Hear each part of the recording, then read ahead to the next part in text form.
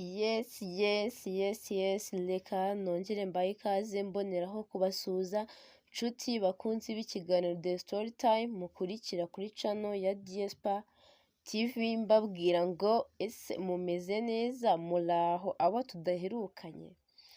So rero mbanje gusuhuza abantu badukurikira bari mu ntara y'Iburasirazuba, iy'Iburengerazuba, Amajyepfo, Amajyaruguru, ntibagiwe ndetse n'abadukurikira bari mu mujyi wa Kigali n'abari hanze y'igihugu, mwese nabasuhuje yambi kandi mbabwira ngo urukundo mutwereka ewana natwe turubereka, twe turukubye kabiri. Nk'uko rero mumaze kubimenyera, aya ni ya masaha y'ikiganiro The Story Time, ariko nanone nongera gushimira mwe mwamaze gukora subscribe, mbabwira ngo ni iby'agaciro cyane abantu baduha like, abantu baduha comment, mwese turabibona kandi bidukora ku mutima cyane cyane. So rero mbabwira ngo ikiganiro The Story Time ni ikiganiro tugenda tukugezaho inkuru zitandukanye, izo twagusomeye, amabaruwa yanditse, umva ni ibintu byose nyine byagufasha kuruhura mu mutwe. Ahangaha tubikugezaho, wowe ujye udukurikira ubane natwe, kandi nukora subscribe ujye wibuka gukora ku kazogera kugira ngo uko dushyizeho ikiganiro ujye ubona notification yacyo. Reka mbanze mwe ku mazi gatoya ubundi nze mbabwire inkuru tugiye kuganiraho.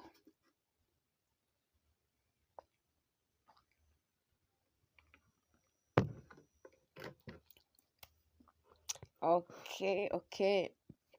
Nyuma yo gusoma ku mazi rero ndagarutse nkubwira ngo uyu munsi ngiye kugusomera ibaruwa. Ni ibaruwa yiswe ngo ese koko urankunda? Yego. Ubwo bishoboka ko uwayanditse afite uwo yabazaga, ubwo wenda nawe yaramusubije, nzagaruka mbabwira ibyo nawe yamusubije.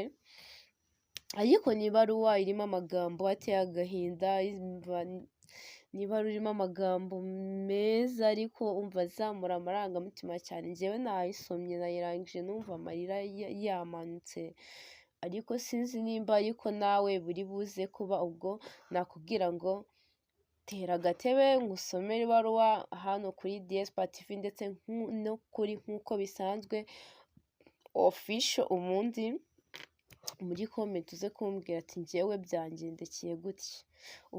Umbabarira ndakwinjiza, numara kumva ino baruwa uze kunyandikira muri comment umbwire ukuntu wowe wayakiriye. So ntagutindiye rero reka dutangirane n'ibaruwa yacu. Ni ibaruwa umukobwa yandikiraga umukunzi we, ubwo ni umuhungu, byamaze kumvikana ko ari we yandikiraga. Ibaruwa itangira birumvikana ko ni ijwi ry'agahinda, mu mutima yivugira mu mutima, ntago yishimye. Afata ikaramu n'urupapuro atangira yandika agira ati: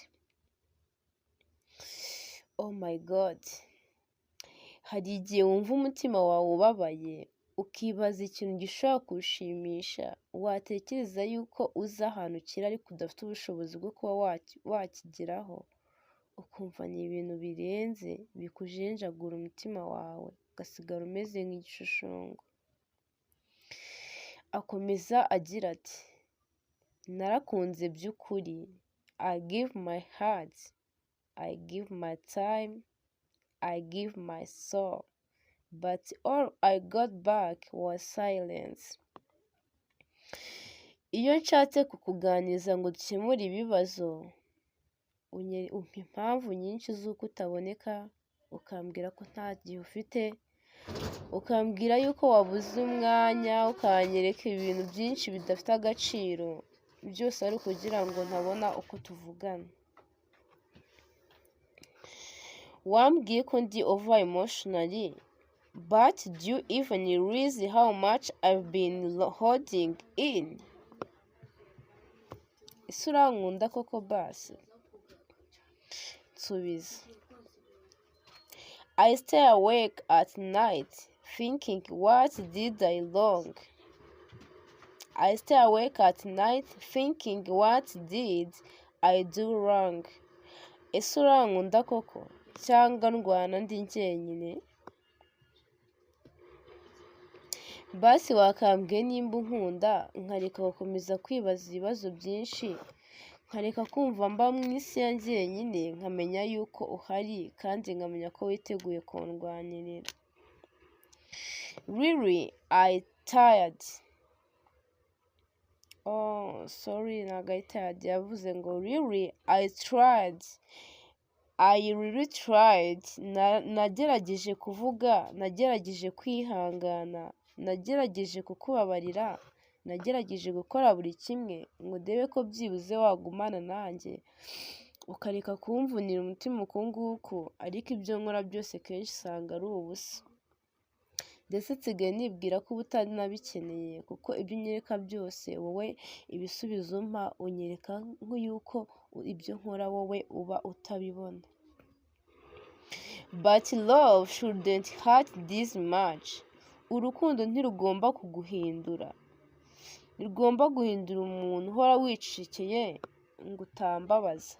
Basi nimba ufite icyo kuvuga, nimba ufite icyo kumbwira, ndakwinginze kimbwire, kuko wasanga harimo igisubizo cy'ibyo nibaza. Sometimes I feel like I'm screaming inside, but no one hear me. Nifuzaga gusa kunyumva nk'umuntu ufite agaciro, kunyumva nk'umuntu ufite amarangamutima, kunyumva nk'umuntu ugufitiye urukundo. If I don't matter to you, just let me go.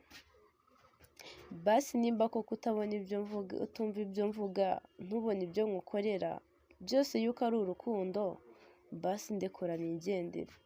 Wikomeza kunyereka ko turi kumwe kandi tutari kumwe. Wikomeza kunshira muri iyi ntambara nzarwana njyenyine, ndetse natangiye no kurwana nayo pe. Ndakwinginze, nimba wowe bitakurimo, wikomeza kumvunira umutima, wikomeza kuntakariza igihe cyanjye, basi ndeka nigendere. Wimpamagara se cyangwa se ngo unyandikire message za rimwe na rimwe ngo ngire ngo urankunda nanjye nshiduke, hanyuma nimara kubizamo ubundi ugahita unsiga ukigendera. Ndakwinginze, ndeka nigendere, kuko nta kindi gisubizo mbona gikwiye. Ndambiwe kurwana urugamba ndi njyenyine, nkeneye umuntu umpobera, nkeneye umuntu mbwira ibyanjye akanyumva atabanje kungora, nkeneye wa muntu nzaririra ku rutugu rw'igihe ngize ikibazo.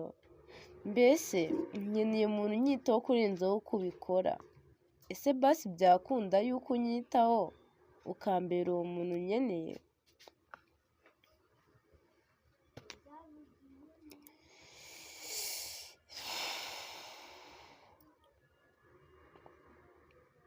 I don't need someone who make me feel like I'm too much.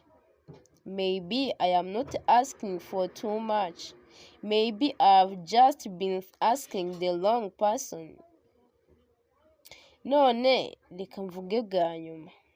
I loved you, but I love myself. Naragukunze, ariko bimeze nko kwikunda ku giti cyanjye.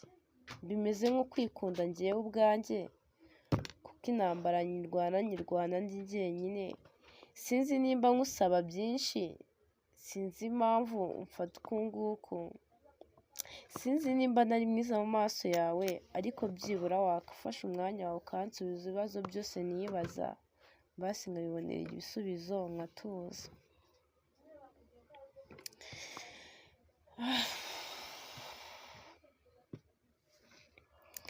So ibaruwa nuko nguko yavugaga, gusa uwanditse ibaruwa amaze kuyandika yahise akomeza hepfo ubutumwa yagenera abandi bantu buvuga buti listen, when someone you love say the hurting, silence hurt more than word ever will.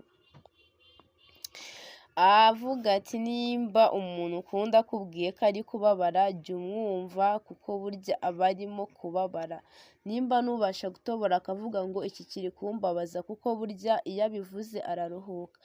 Abantu benshi ntago barabasha kumenya yuko burya iyo uri kurwana intambara mu mutima utuje, inyuma ugaragara nk'aho wishimye kandi imbere ufite ibibazo byinshi, kenshi ushobora gushiduka ufite depression, ubona waranze isi, ubona ubuzima ari bubi ntacyo bikumariye, ubona abantu ukabona nyine hahandi buri muntu wese yibaza ibintu usigaye ukora bikamucanga. So nakugira inama ko nawe nimba ufite ikibazo, nimba ufite agahinda, washaka umuntu ujya wegera ukaririra, ukaganiriza ibyawe kuko burya iyo uvuze uraruhuka. Umva njyewe rero ku giti cyanjye iyo mvuze ndaruhuka, iyo mvuze ikibazo cyanjye numva bimpaye amahoro ubwo kiba kinarangiye, ariko gukomeza kugiceceka ndwana nacyo mu mutima ntago nanjye nabishobora. So rero niyo mpamvu uyu muntu yarangije akagira inama akavuga ati, yamugira inama avuga ati nimba umuntu yicecekeye ujye umenya yuko ababara cyane kurenza uko yavuga.